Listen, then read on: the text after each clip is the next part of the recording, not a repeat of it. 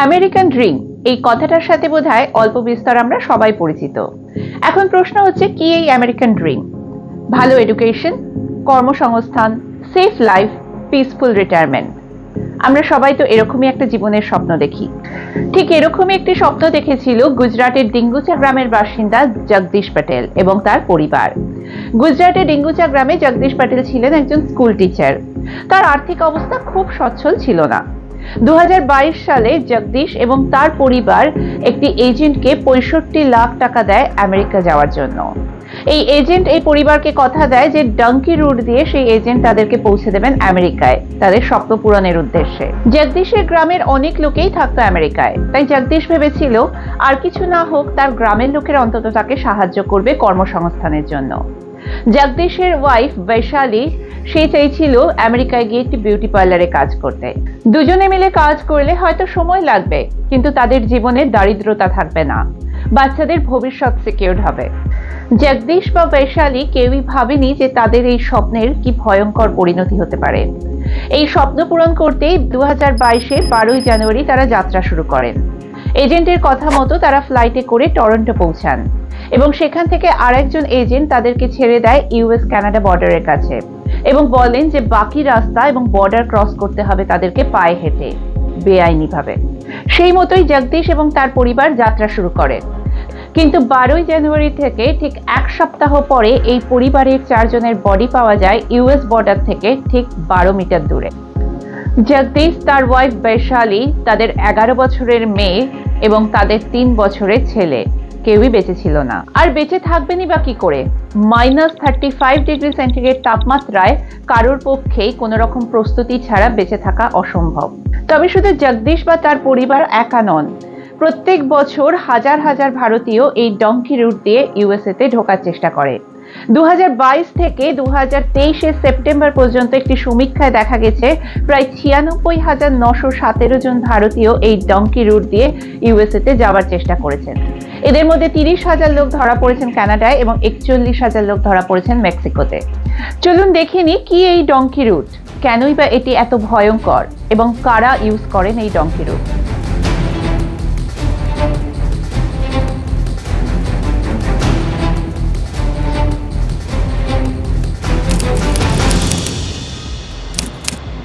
ভারতের মধ্যে প্রধানত পাঞ্জাব, হরিয়ানা, হিমাচল প্রদেশ এবং গুজরাট থেকেই ম্যাক্সিমাম লোকেরা ইউজ করে এই ডঙ্কি রুট। কারণ একটাই, বেটার লাইফ, কর্মসংস্থান এবং ফাইন্যান্সিয়াল সিকিউরিটি। এই ডঙ্কি রুটের মাধ্যমে ইউএসএ, কানাডা বা ইউকেতে এন্ট্রি করাবার জন্য সমস্ত অ্যারেঞ্জমেন্ট করার জন্য থাকে বেশ কিছু এজেন্ট। পাঞ্জাব এবং গুজরাটে তো এটি একটি রীতিমতো লাভজনক ব্যবসা। ওখানে গেলে অনেক জায়গায় দেয়ালে দেয়ালে অ্যাড দেখা যায় যে 3 দিনের মধ্যে আমেরিকা সিটিজেনশিপ বা 4 দিনের মধ্যে কানাডা সিটিজেনশিপ। এই পয়সালোভী এজেন্টরা প্রথমে বলেন যে সমস্ত নকল ডকুমেন্ট তারাই তৈরি করে দেবেন। কেউ কেউ স্টুডেন্ট ভিসারও অ্যাসিউরেন্স দেয়, কিন্তু তারপরে কিছুদিন পরে এসে তারা বলেন যে স্টুডেন্ট ভিসা রিজেক্টেড বা নকল ডকুমেন্টস তারা তৈরি করতে পারেননি। কিন্তু ততদিনে যারা ইউএসএ বা কানাডা যাবে বলে বসে থাকে তারা এতটাই ডেসপারেট হয়ে ওঠে যে তখন এই এজেন্টরা ব্যবহার করে তাদের তুরুপের তাস। তারা ইউজ করে এই ডঙ্কি রুট। ডঙ্কি রুট দিয়ে যাবার জন্য কষ্ট করতে হবে এটা তো তারা বলেন, কিন্তু এটা বলেন না যে ডঙ্কি রুট কতটা ভয়ঙ্কর এবং রাস্তায় কি কি হতে পারে তাদের সাথে। এই এজেন্টরা মাথা পিছু প্রত্যেকটি লোকের কাছ থেকে নেয় প্রায় 40 থেকে 50 লাখ টাকা। লোকজন নিজের বাড়ি, জমি বন্ধক রাখে ইউএসএ বা কানাডায় যাওয়ার জন্য। চলুন একবার চট করে দেখে নিই এই ডঙ্কি রুটটা আসলে কি। ডঙ্কি রুট মেনলি শুরু হয় ল্যাটিন আমেরিকা থেকে, মেনলি ইকুয়েডর, বলিভিয়া এবং গুয়ানা। কারণ এই সমস্ত দেশে অন অ্যারাইভাল ট্যুরিস্ট ভিসা পাওয়া যায়। এরপর সেখান থেকে তাদেরকে নিয়ে যাওয়া হয় কলম্বিয়া, কলম্বিয়া থেকে প্যানামা এবং প্যানামা থেকে ইউএস বর্ডার। এই কলম্বিয়া থেকে প্যানামা যাওয়ার পথে পড়ে এক ভয়ঙ্কর জঙ্গল। এই পুরো জঙ্গলে না তো আছে কোনো রাস্তা আর না কোনো ব্রিজ। পুরো জঙ্গলটা ভর্তি অসংখ্য জঙ্গলি পশু এবং বিষাক্ত সাপে। মানুষ যদি এই জঙ্গলি পশু এবং বিষাক্ত সাপ থেকে বেঁচেও যায় কোনোভাবে, রেহাই মেলে না ডাকাতি এবং রেপিস্টদের হাত থেকে। এবং যদি সেখান থেকেও বেঁচে যায়, গিয়ে ইউএস বর্ডার ক্রসও করে, ধরা পড়ে পুলিশদের হাতে। এবং এই পুলিশরা এদেরকে ধরে হয় তাদের দেশে ফিরিয়ে দেয় আর না হলে বাকি জীবনটা তাদের কাটে অ্যাসাইলাম সিকার হয়ে। এবার চলুন একবার বুঝে নিই যে কি এই অ্যাসাইলাম এবং কারা এই অ্যাসাইলাম সিকার। তার আগে একবার জিজ্ঞেস করি, আপনারা কি ডাঙ্কি সিনেমাটা দেখেছেন? যদি দেখে থাকেন তাহলে নিশ্চয়ই আপনাদের একটা সিন মনে আছে যেখানে শাহরুখ খান বলবে যে অ্যাসাইলামের জন্য শাহরুখ খান নিজের দেশকে বদনাম করবে না। जज साहब, मुझे मेरे देश में कोई खतरा नहीं है। मेरा देश जैसा है मेरा है। मैं यहाँ रहने के लिए अपने देश को गाली नहीं दूंगा। কিন্তু অ্যাসাইলামে থাকার জন্য কেন নিজের দেশকে বদনাম করতে হবে? চলুন এই জায়গাটা একটু বুঝে নিই।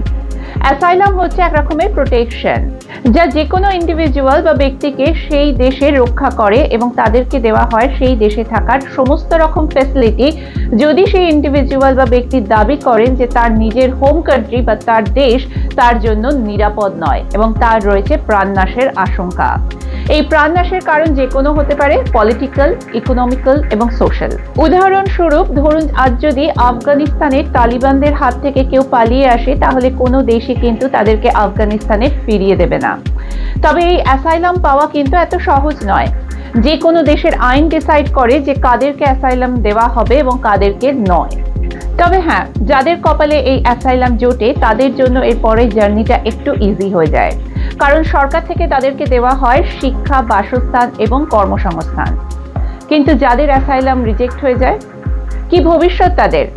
2 থেকে 3 মাস জার্নি করে যারা ইউএস আসে তাদের স্বপ্ন কি সত্যিই কোনোদিনও সত্যি হয়? সোলেডাড ক্যাস্টিলো বলে একজন মহিলার একটি বই আছে, সোলিটো সোলিটা বলে, যে হন্ডুরাস থেকে মাত্র 14 বছর বয়সে নিজের বাবার সাথে 2 মাস জার্নি করে পৌঁছেছিল ইউএস। রাস্তায় তার সাথে কি হয়েছিল তা তো বাদই দিলাম। তার বাবা কাগজে কলমে তাকে 21 বছর বয়স দেখিয়ে ইউএসএতে নিয়ে গেছিল, যেখানে তার বয়স ছিল মাত্র 14 বছর। কোনো স্কুলে সে ভর্তি হতে পারেনি। মাত্র 14 বছর বয়সেই তাকে কাজ শুরু করতে হয়। একটি লন্ড্রি থেকে কাজ শুরু করে সে প্রায় 20 ঘন্টা কাজ করত। এরকম চলে টানা 4 থেকে 5 বছর। তারপরে কিছু সোশ্যাল ওয়ার্কারদের সহায়তায় সে পড়াশোনা কন্টিনিউ করতে পারে। তবে এরকম একটা দিনও যায়নি যেদিন সোলেডাদ হাড় ভাঙা পরিশ্রম করেনি। তার জীবনের সমস্ত স্ট্রাগলের কথা লেখা আছে এই বইটিতে। তবে শুধু ইউএস বা কানাডা নয়, ইংল্যান্ড, অস্ট্রেলিয়া, সুইজারল্যান্ড এবং আরো অনেক দেশেই চিত্রটা কিন্তু একই রকম। ইংল্যান্ডে তো শুধু ইন্ডিয়া, পাকিস্তান বা বাংলাদেশ থেকে নয়, কাতারে কাতারে আসে ইউরোপ থেকেও বহু লোক। ছোট ছোট বোটে করে তারা ইংলিশ চ্যানেল পার হয়।